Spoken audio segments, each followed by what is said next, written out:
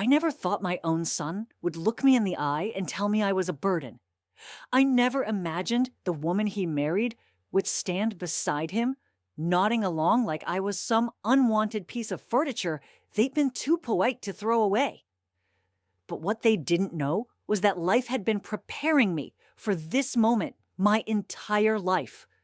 And when the truth finally surfaced, everything they thought they knew about power, about family, about me crumbled like sand. Get ready, because what you're about to hear isn't just a story of betrayal.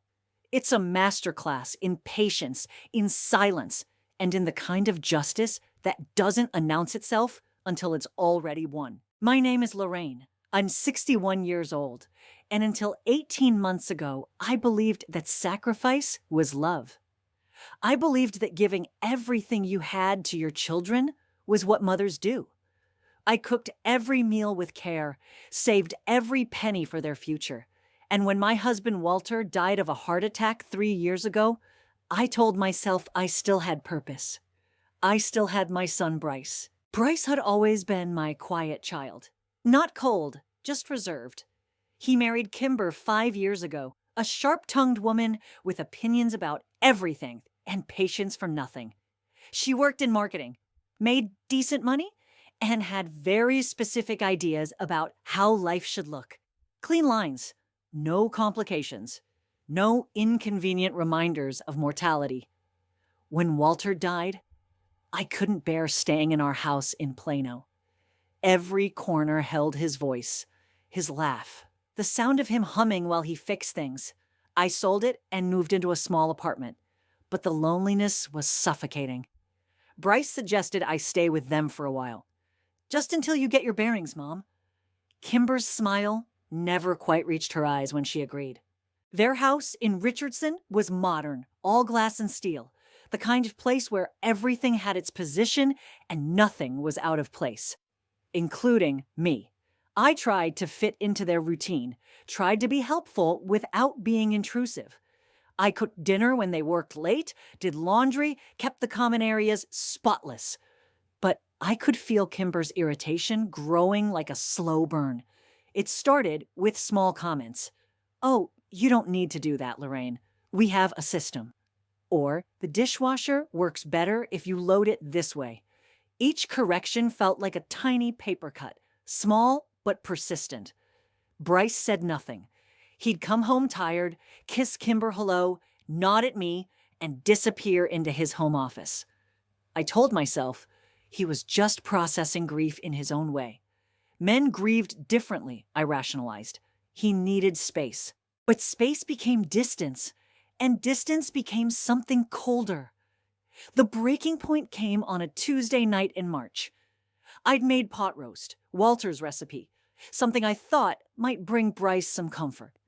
We sat at their sleek dining table, the silence thick as fog. Kimber picked at her food, checking her phone between bites. Bryce ate mechanically, like he was somewhere else entirely. Finally, Kimber set down her fork and looked at me directly. "Lorraine, we need to talk about your situation here." My stomach dropped. "My situation?" "This arrangement," she continued, her voice measured, professional. "It was supposed to be temporary, but it's been 4 months." I looked at Bryce, waiting for him to say something, anything. He kept his eyes on his plate. "I thought we were helping each other," I said quietly.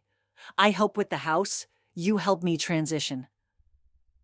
"But you're not transitioning," Kimber interrupted. "You're settling, and honestly, Bryce and I need our space back. We're planning to start a family soon, and—" "Mom," Bryce finally spoke, and the word came out like a sigh. "Kimber's right. You need to start building your own life." The words hit me like a physical blow, not because of what he said, but because of how he said it. Like I was a problem to be solved, not his mother who had raised him, fed him, loved him, through every scraped knee and broken heart. "I see," I said, setting my napkin down carefully. "And when do you need me to leave?" Kimber glanced at Bryce. "We were thinking by the end of the month. That gives you 2 weeks to find something." 2 weeks. 43 years of marriage, 61 years of life, and I got 2 weeks' notice like a tenant behind on rent. I stood up slowly, my legs unsteady. I'll start looking tomorrow. Neither of them protested. Neither of them said it wasn't what they wanted. They just sat there, relief practically radiating off them. I packed that night. 2 suitcases and a box of photos. Everything else I'd accumulated in their house suddenly felt borrowed, temporary. I'd been living on borrowed time in a borrowed space, and the loan had been called in. The next morning, I loaded my car while they got ready for work. Bryce appeared in a driveway as I closed the trunk. "Mom," he started, but I held up my hand. "It's fine, honey. You're right. I need to figure out my own path." He nodded, looking almost grateful that I wasn't making it difficult. "Keep in touch, okay?" I hugged him goodbye, memorizing the feeling because something inside me knew it would be a long time before I held my son again. I drove to a Motel 6 off Central Expressway and paid for a week up front. The room smelled like industrial disinfectant and sadness. I sat on the bed, surrounded by everything I had left, and felt something shift inside me. Not break, exactly. Transform. For 3 days, I didn't call anyone. I just sat with the silence, letting it teach me something I'd never learned: how to be alone without being lonely. How to listen to my own thoughts without the constant background noise of other people's needs and expectations. On the 4th day, I called my sister Denise in Oklahoma City. She was horrified. "He threw you out, his own mother?" "He didn't throw me out," I corrected, though the words tasted like ash. "He suggested I find my own place. Same difference. You raised that boy. You sacrificed everything for him." "What?" "But that was the problem, wasn't it? I had sacrificed everything. And when you give everything away, you forget what belongs to you in the first place." I spent the next week apartment hunting, but everything decent required first and last month's rent, plus a security deposit. My savings from the house sale were substantial, but I was being careful. At 61, you can't assume there will be many more earning years ahead. While I searched, I started going through Walter's things more carefully. Papers I'd never looked at, documents I'd left him to handle during our marriage. Walter had always been the one who dealt with finances, investments, legal matters. I'd been content to let him manage our business while I managed our home. But now, sitting in that sterile motel room, I realized how much I didn't know about my own life. I found insurance papers, bank statements, and then something that made me pause. A letter from an attorney named Marcus Steinfeld, dated just 2 months before Walter's death. It referenced a consultation about estate planning and asset protection, and mentioned something about previously undisclosed accounts. I stared at the letter, confused. Walter and I had always been honest with each other about money. We weren't wealthy, but we were comfortable. I knew about our savings, our checking account, his modest 401k. What previously undisclosed accounts could there be? The next morning, I called Marcus Steinfeld's office. His secretary was polite, but professional. Mr. Steinfeld was semi-retired, she explained, only taking referrals now. But when I mentioned Walter's name, she paused. "Oh, Mrs. Caldwell, Mr. Steinfeld has been hoping to hear from you. Can you come in tomorrow afternoon?" I drove to his office in a daze of confusion and curiosity. Marcus Steinfeld was a small, neat man with kind eyes behind wire-rimmed glasses. He stood when I entered, extending his hand with genuine warmth. "Mrs. Caldwell, I'm so sorry for your loss. Walter was a good man who found himself in a complicated situation." "What kind of situation?" He gestured for me to sit, then pulled out a thick file. "Your husband came to me about 6 months before he passed. He needed advice about how to handle an inheritance he'd received, one that he'd never told you about." My heart started pounding. Inheritance from home? His first wife. The words hit me like cold water. His first wife? Walter was never married before me. Marcus looked at me carefully, gently. Mrs. Caldwell, I think there are some things Walter never felt able to tell you. The room spun slightly. Walter and I had met when I was 22, fresh out of college, working at the library. He was 28, charming, established. We dated for 2 years, married, and built our life together. In 43 years of marriage, he'd never once mentioned a previous relationship, let alone a marriage. Tell me everything, I whispered. Marcus opened the file. Walter was married briefly when he was very young, 19 years old. Her name was Caroline Brennan.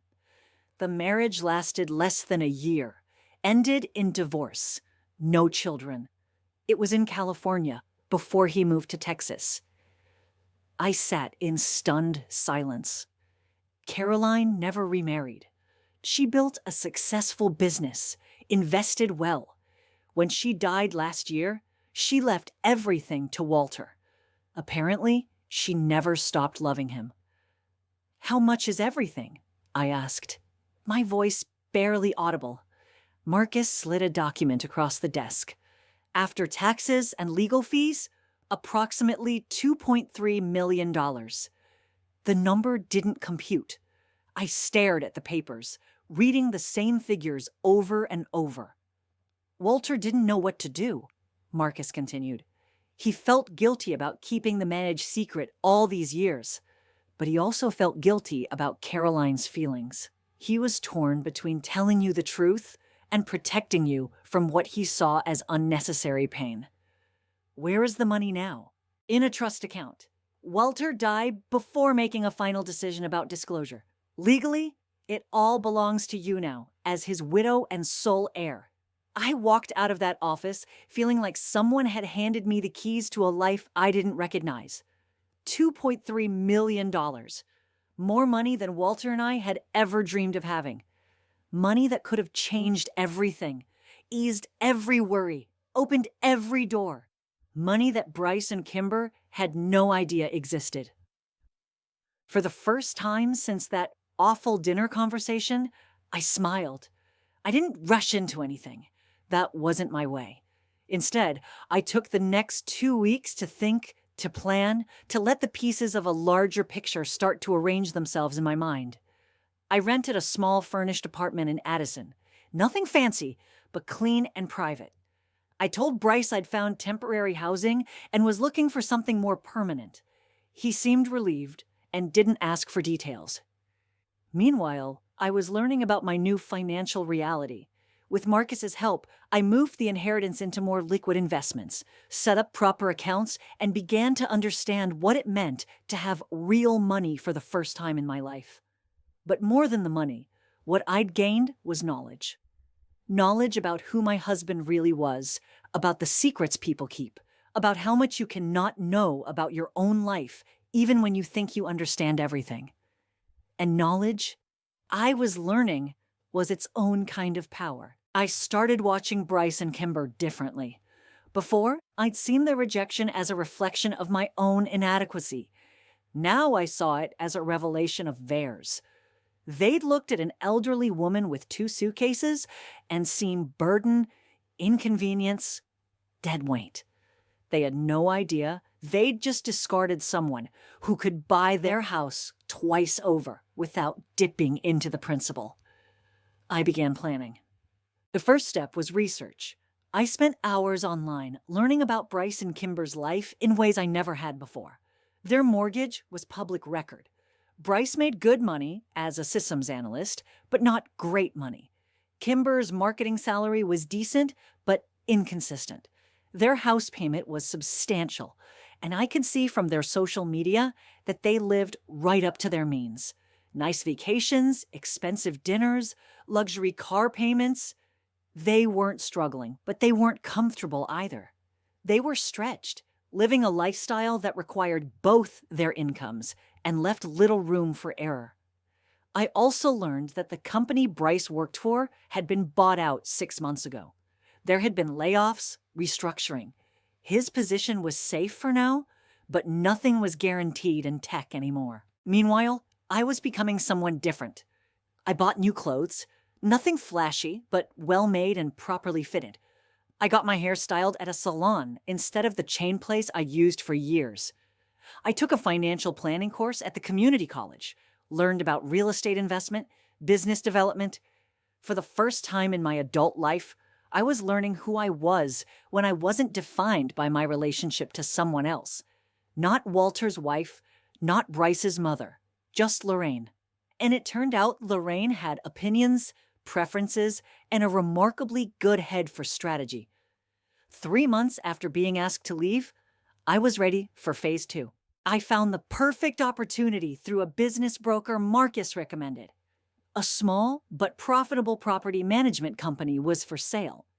The owner was retiring, the books were clean, and it included a portfolio of rental properties throughout the Dallas suburbs, including one very interesting property in Richardson, the Meridian Apartments, a mid-range complex of 2-bedroom units, well-maintained, good occupancy rate, and conveniently located just 8 blocks from Bryce and Kimber's house. I bought the entire company, properties included, through an LLC called Sunrise Holdings. The transaction was clean, private, and completely untraceable to me personally. Within a month, I owned 43 rental units across North Dallas, and I was learning the property management business with the kind of focused intensity I'd once reserved for perfecting pot roast recipes.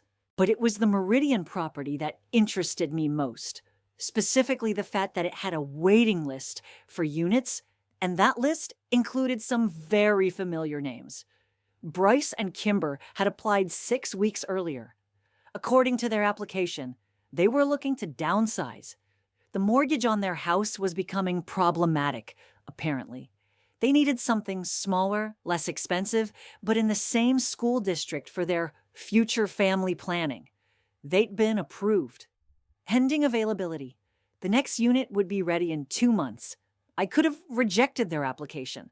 I could have made their life difficult in obvious ways, but that wasn't the kind of justice I was interested in.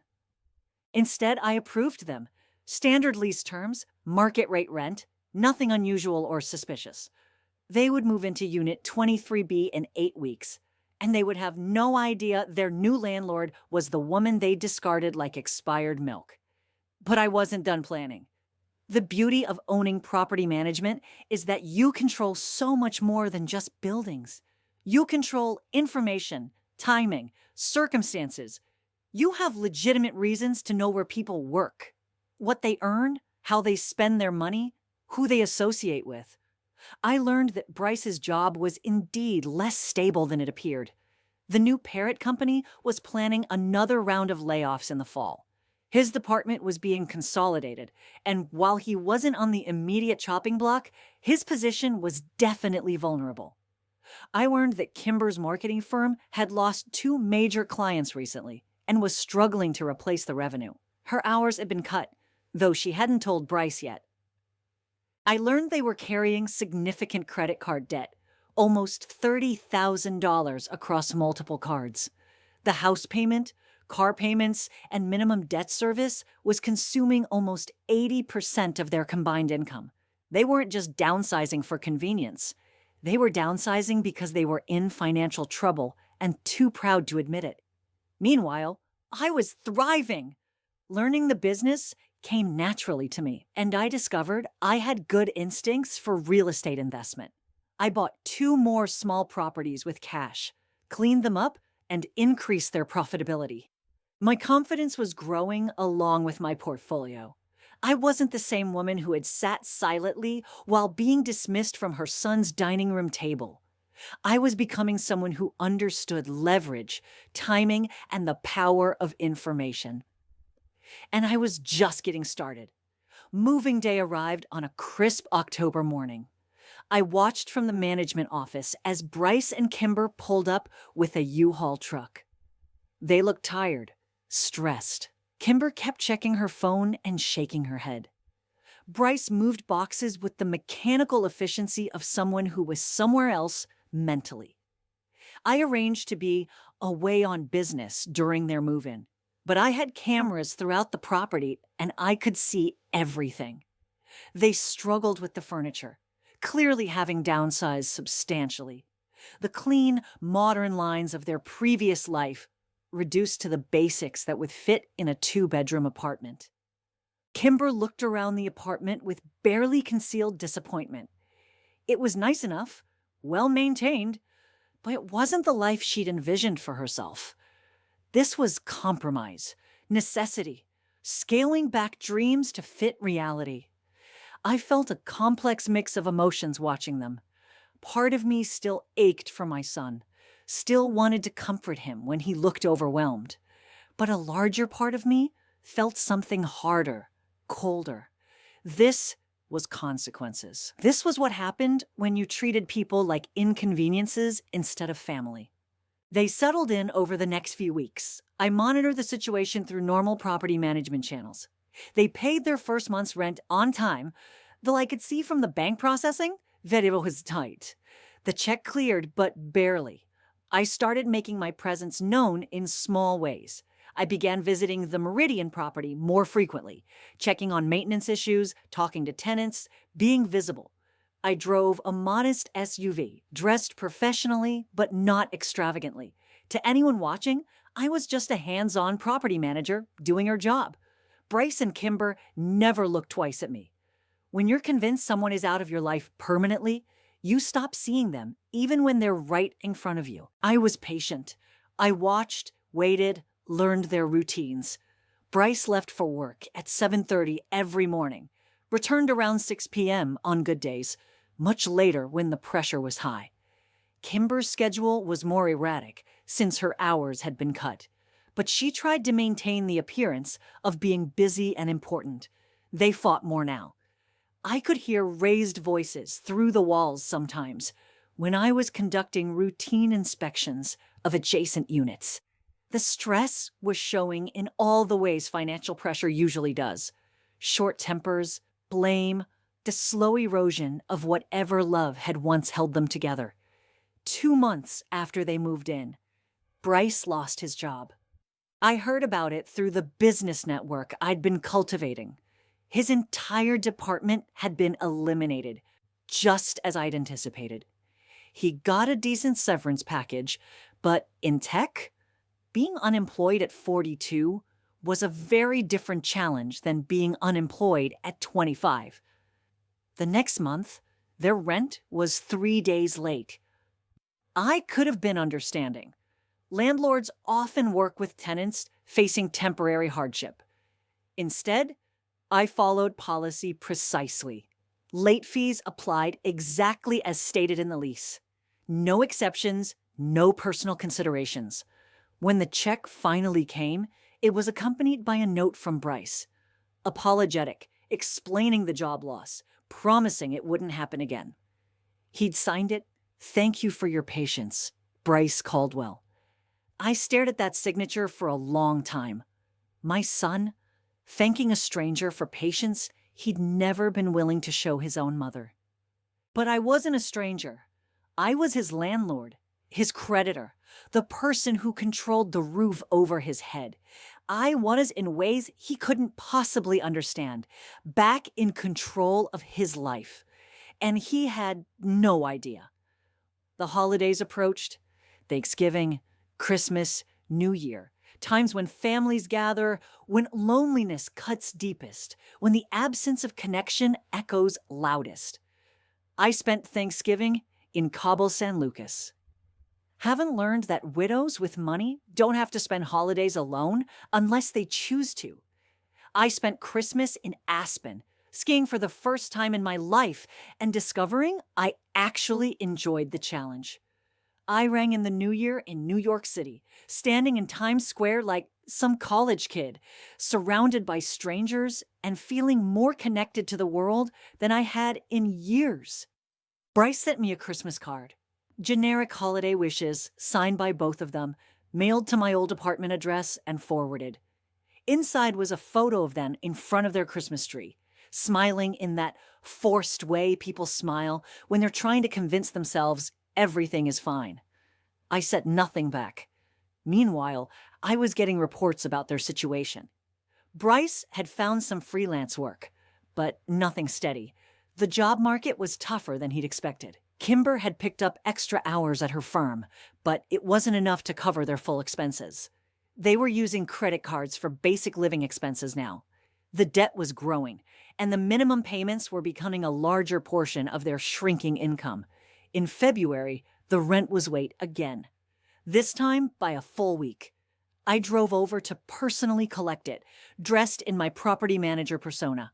Professional, polite, but firm. I knocked on the door of Unit 23B at exactly 9 a.m. on a Saturday morning. Bryce answered the door in a bathrobe, clearly having just woken up. He looked older than he had 6 months ago, grayer, more tired. His eyes had the hollow look of someone who wasn't sleeping well. "Mr. Caldwell, I'm Lorraine Phillips from Sunrise Holdings. I'm here about the late rent." He nodded, apologetic, scrambling for explanations. "I'm so sorry. Things have been difficult since I lost my job. The check is ready. I just haven't had a chance to drop it off." I stood in his doorway, professional but understanding. "These things happen. Is there anything we can do to help you avoid future delays?" Behind him, I could see Kimber in the kitchen, still in pajamas, phone pressed to her ear. She was arguing with someone in a low, tense voice. Credit card company, probably. "I'm hopeful things will improve soon," Bryce said. "I have some promising leads." I nodded sympathetically. "I'm sure they will. In the meantime, please remember that late fees apply after the grace period. We try to be understanding, but we also have obligations to our other tenants and property owners." He handed me the check, and I saw his hands shake slightly. Not from cold, from stress. "Of course. Thank you for being patient with us." There was that word again. Patience. The thing he'd never been willing to extend to his own mother. I took the check and smiled warmly. "We're all human, Mr. Caldwell. Sometimes we need a little understanding." As I walked back to my car, I could hear Kimber's voice rising through the closed door. She was angry, scared, lashing out. The words, "can't keep doing this," and "your responsibility," carried clearly through the winter air. I sat in my car for a moment, processing the moment. There had been no recognition in Bryce's eyes, no flicker of familiarity. I was invisible to him. Just another business transaction in a life that was becoming increasingly difficult to manage. The woman who had raised him, fed him, loved him through every challenge of his childhood and youth, had become so thoroughly erased from his consciousness that he could stand 3 feet away from her and see nothing but a stranger. It should have hurt. Instead, it felt like freedom. Spring brought changes. The real estate market was heating up, and my properties were performing well. I'd reinvested profits into 2 more small apartment complexes and was becoming recognized in local investment circles as someone with good instincts and solid financial backing. I joined the Richardson Chamber of Commerce, attended networking events, built relationships with other business owners. I was no longer just learning the game. I was becoming a player. Meanwhile, Bryce's situation continued to deteriorate. The freelance work had dried up, and the job market in his field was increasingly competitive. He'd been unemployed for 6 months now, and the gaps on his resume were getting harder to explain. Kimber's marketing firm had lost another major client, and her own position was now in jeopardy. The stress was eating at them from both ends. Financial pressure and professional uncertainty combining into a toxic mix that was poisoning everything else in their lives. The rent was late every month now. Always paid eventually. Always with apologies and promises, but the pattern was clear. They were drowning slowly, fighting to keep their heads above water while the current pulled them steadily downstream. I could have thrown them a lifeline. I had the resources to help, to intervene anonymously, to ease the pressure in ways they'd never trace back to me. Instead, I watched, I documented, I waited, because sometimes the most important lessons are the ones we have to learn alone. In May, Kimber lost her job entirely. The firm restructured, and she was among those let go. Her severance was minimal, barely enough to cover 1 month's rent. They stopped eating out, stopped buying anything that wasn't essential. Their social media posts, once full of restaurant photos and vacation snapshots, became infrequent and carefully curated to hide their declining circumstances. I saw Kimber at the grocery store once, studying prices carefully, putting items back, using coupons. She looked defeated, angry at the world and herself. The woman who had dismissed me as a financial burden was now clipping coupons and buying generic brands. The irony was not lost on me. June brought the inevitable. They couldn't make rent at all. I received a call from my property manager. The Caldwells were asking for an extension, claiming they had job interviews lined up, promising to pay as soon as one of them found work. "What should I tell them?" she asked. I sat in my office, looking out at the Dallas skyline, considering the question. I had built this moment carefully, patiently, over the course of a year. Everything had led to this point, this choice, this exercise of power. "Tell them we'll need to discuss it in person," I said finally. "Schedule a meeting. I'll handle it personally." The meeting was set for the following Thursday at 2 p.m. I prepared carefully, choosing my clothes, my words, my approach. This wasn't just a business transaction. This was the moment when the architecture of justice I'd been building would finally be revealed. I arrived at the management office early, reviewed their file one more time, and waited. Bryce and Kimber arrived exactly on time, looking like people who couldn't afford to be late for anything anymore. He wore his best suit, but I could see it was starting to show wear. She had on a dress I recognized from her social media posts from 2 years ago, back when their wardrobe was current. They sat across from my desk, hands folded, expressions carefully neutral, but eyes betraying their desperation. "Thank you for meeting with us, Miss Phillips," Bryce began. "We know we've been having some difficulties, but we're confident things are about to turn around." I leaned back in my chair, studying them. My son and his wife, reduced to pleading with strangers for basic shelter. The people who had looked at me across their dinner table and decided I was the one who needed to find other arrangements. "Tell me about your situation," I said calmly. They took turns explaining. Job losses, market conditions, unexpected expenses. All of it true, none of it particularly unique. People lose jobs, face financial hardship, struggle to maintain their lifestyle every day. The difference was that most people didn't have a history of treating family members as disposable. "We've never been in this position before," Kimber said, and I could hear the shame in her voice. "We're good tenants. We take care of the property. We've never caused problems. Until now," I said quietly.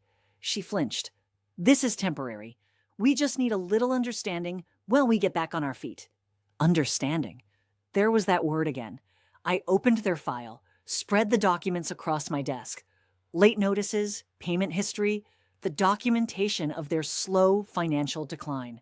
"You've been late 4 of the last 6 months," I said. "Your income has been essentially zero for the past month. Your credit scores have dropped significantly. From a business perspective, you represent a substantial risk." Bryce leaned forward.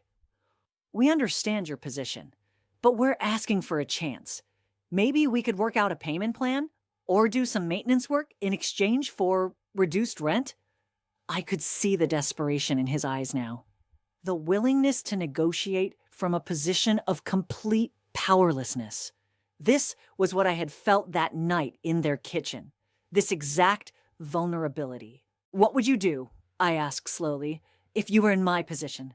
If you had tenants who couldn't pay, who represented a financial liability, who needed you to carry them through an indefinite period of hardship?" They exchanged glances. The question hung in the air like a challenge. "We'd try to be compassionate," Kimber said finally. We'd remember that they're human beings, not just numbers on a spreadsheet. I nodded thoughtfully. Compassion is important. But so is responsibility. So is reciprocity. So is remembering that relationships go both ways. Something flickered in Bryce's expression. A moment of confusion, as if my words had triggered a memory he couldn't quite place. I stood up, walked to the window, looked out at the parking lot where their car sat. An older model now. The luxury sedan replaced by something more economical. "I'm going to tell you a story," I said, not turning around, "about a woman who lost her husband and found herself alone for the first time in 43 years. A woman who had given everything to her family and suddenly had nowhere to go." I heard a sharp intake of breath behind me. When I turned around, Bryce was staring at me with growing recognition.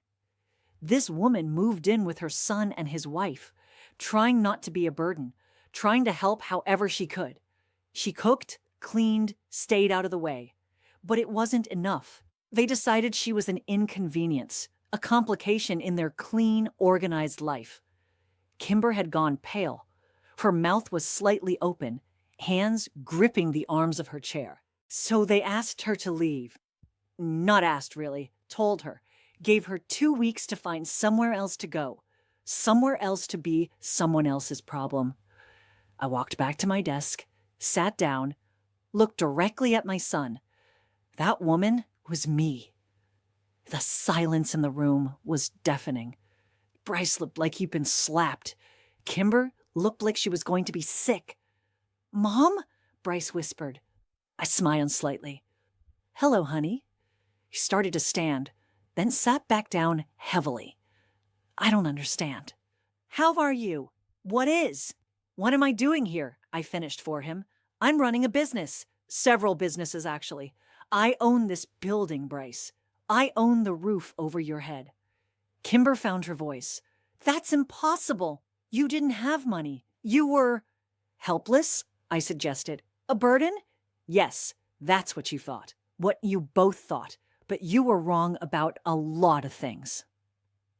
I told them about Walter's secret, about the inheritance, about the year I'd spent learning who I really was when I wasn't busy trying to fit into other people's lives. "You threw away a relationship with someone who could have helped you," I said quietly. "Someone who would have helped you gladly if you'd shown even basic human decency." Bryce was crying now, tears streaming down his face. "Mom, I'm sorry. I'm so sorry. We were wrong. We were stupid. I don't know what I was thinking." "You were thinking I was weak," I said calmly. "You were thinking I was a problem to be solved rather than a person to be loved. You were thinking you could discard me without consequences." I leaned back in my chair, looked at both of them. But here's the thing about consequences. They don't always arrive on schedule. Sometimes they take their time, gather strength, build momentum. Sometimes they wait until the perfect moment to reveal themselves. Kimber had tears in her eyes too now. "What do you want from us?" I considered the question. What did I want? Revenge? Apology? Reconciliation? "I want you to understand something you clearly didn't understand before," I said finally. Actions have consequences. Treating people badly has consequences. Dismissing someone's value based on their temporary circumstances has consequences. I stood up, gathered their file, held it for a moment. "You have 30 days to vacate the apartment." Bryce jumped up. "Mom, please." "That's Miss Phillips to you," I said firmly. "And 30 days is generous. It's more notice than you gave me." They both started talking at once, apologizing, pleading, promising to make things right. But I wasn't interested in their promises anymore. "The decision is final," I said. "But I'll give you some advice. When you're looking for your next place, remember this moment. Remember how it feels to be vulnerable, to need kindness from someone who has no obligation to give it to you. Maybe next time you'll think twice before deciding someone is inconvenient." I walked to the door, held it open for them. 30 days, I repeated. They left without another word, holding each other up as they walked to their car. I went back to my desk, sat down, and felt something I hadn't expected. Sadness. Not regret, not guilt, but genuine sadness for the relationship that could have been, should have been, but would never be. Because some things, once broken, can't be fixed. They can only be learned from. The 30 days passed quietly. I heard through property management that they'd found a small place in Garland, further from the city, much cheaper. Bryce had finally found work, not in his field, but in retail. Kimber was doing freelance graphic design, taking whatever project she could find. They were starting over, learning to live smaller, simpler lives, learning the lessons that financial hardship teaches about what's essential and what's just decoration. I didn't take pleasure in their struggles, but I didn't rescue them either. Some lessons have to be earned the hard way. On their last day in the apartment, I was in the building conducting routine maintenance inspections. I heard them moving boxes, heard Kimber crying softly, heard Bryce trying to comfort her with words that sounded hollow even through the walls. I could have knocked on the door, could have offered help, reconciliation, a way forward, but I didn't, because forgiveness isn't something you can demand or negotiate for. It's something that has to be earned, slowly, carefully, with consistent actions over time, and they weren't there yet. 2 years have passed since that day. I built my property management business into something substantial, expanded into commercial real estate, became the kind of investor people in Dallas circles know and respect. I serve on the board of a women's shelter, funding programs for people facing housing insecurity. The irony isn't lost on me. I've heard through distant family connections that Bryce and Kimber are doing better. He found steady work in IT support. Not glamorous, but stable. She built up her freelance business, focuses on small business clients who value personal service over prestige. They learn to live within their means, learn to appreciate what they have, instead of constantly reaching for what they don't. Sometimes I drive past their apartment in Garland. A modest complex that's clean but unremarkable. I don't stop, don't try to contact them, but I find myself hoping they're okay. Because despite everything, he's still my son. That bond doesn't disappear, even when everything else does. Last month, I received a letter, hand-delivered to my office. No return address, but I recognized the handwriting immediately. Dear Mom, it began, and just seeing those 2 words made my breath catch. I know I have no right to contact you after what we did, after how we treated you. I know sorry isn't enough, will never be enough, but I need you to know that not a day goes by that I don't think about that night, about the look on your face when we asked you to leave. I need you to know that I understand now what we took from you, what we threw away. I don't expect forgiveness. I don't expect a relationship, but I needed you to know that I see you now, really see you, in a way I was too selfish and blind to see before. You weren't a burden. You were my mother, and you deserved better from me. I've learned that strength isn't about having control over others. It's about having control over yourself, about doing the right thing, even when it's difficult. You showed me that kind of strength, and I was too proud to recognize it. I'm proud of what you've built, what you've become.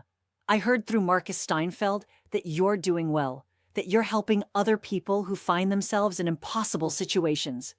That sounds exactly like the mother who raised me, the one I somehow forgot how to see. I love you.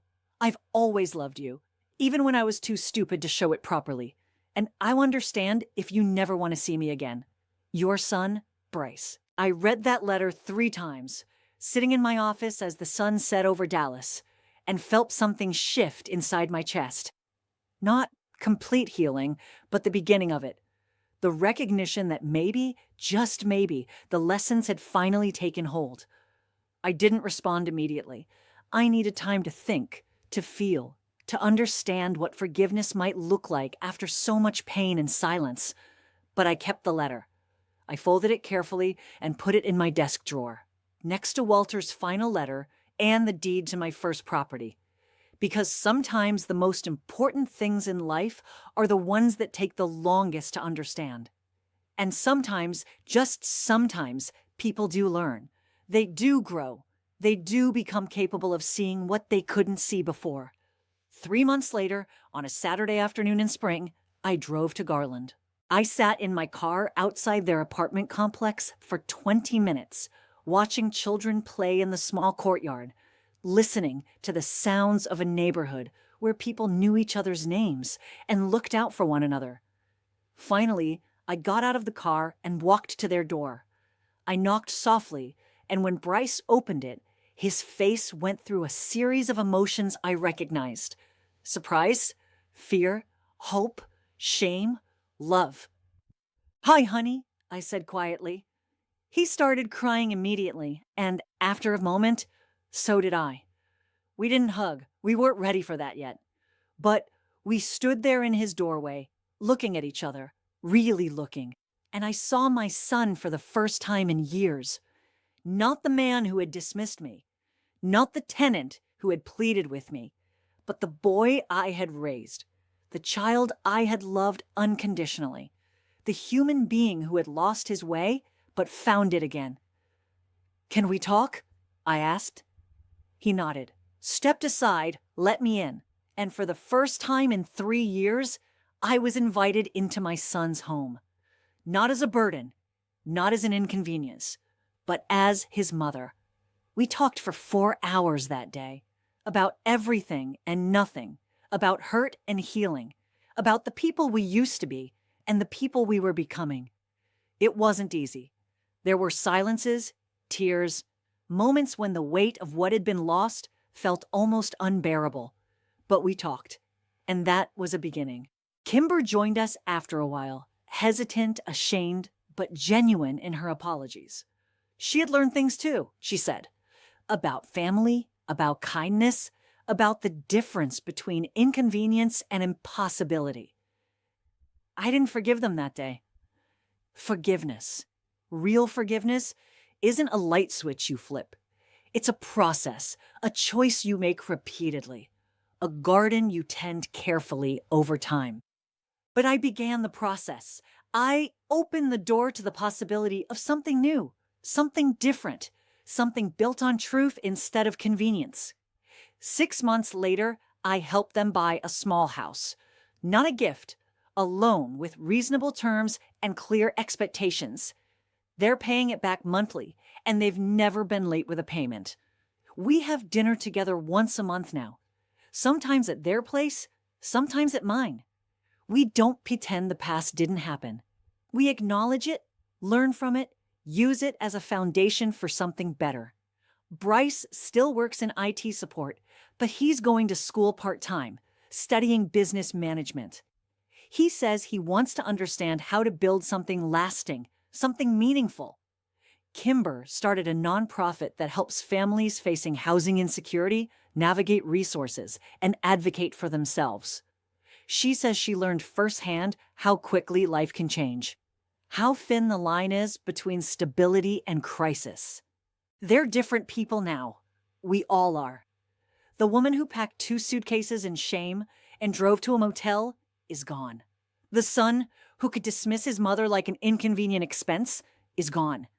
The daughter-in-law who saw vulnerability as a weakness is gone. In their place are 3 people who understand that love without respect is just sentiment, that family without kindness is just biology, that forgiveness without accountability is just enabling. I still own my properties. I still run my business. I still serve on nonprofit boards and make investment decisions and live the life I built from the ashes of the one that was taken from me. But now, I also have something I thought I'd lost forever. A family that sees me, values me, treats me like I matter, not because they have to, because they choose to, and that makes all the difference. Last week, Bryce called me on a Tuesday evening just to talk, just because he was thinking about me and wanted to hear my voice. During our conversation, he said something that stopped me cold. "Mom, I want you to know that you saved my life. I was confused. How? By teaching me that actions have consequences, by showing me that people aren't disposable, by refusing to rescue me from my own mistakes until I was ready to learn from them. He paused, and I could hear emotion in his voice. If you had just forgiven us right away, if you had just let it go and pretended everything was fine, I would never have learned to be a better person. I would never have understood what I'd lost, what I'd thrown away. I sat in my kitchen, phone pressed to my ear, thinking about the long journey we'd all taken to get to this moment. Sometimes, I said quietly, the most loving thing you can do for someone is let them experience the full weight of their choices. I understand that now, he said, and I'm grateful, even for the pain, even for the hardship, because it taught me who I want to be. After we hung up, I sat in the quiet of my house, the house I bought with inheritance money from a woman I never knew, whose love for my husband outlasted their marriage by 40 years. I thought about Walter, about the secrets he kept and the gifts he left behind.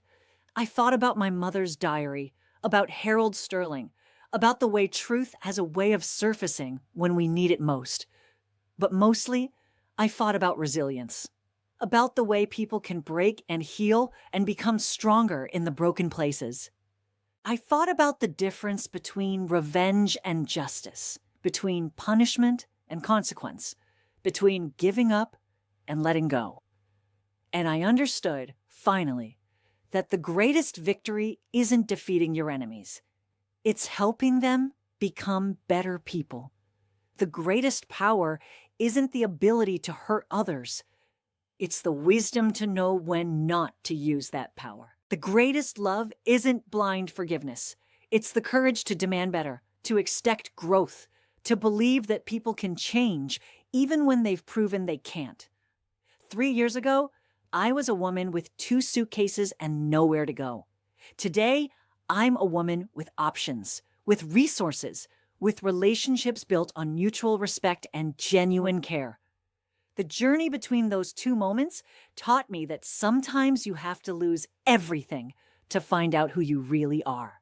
Sometimes you have to be discarded to discover your own worth.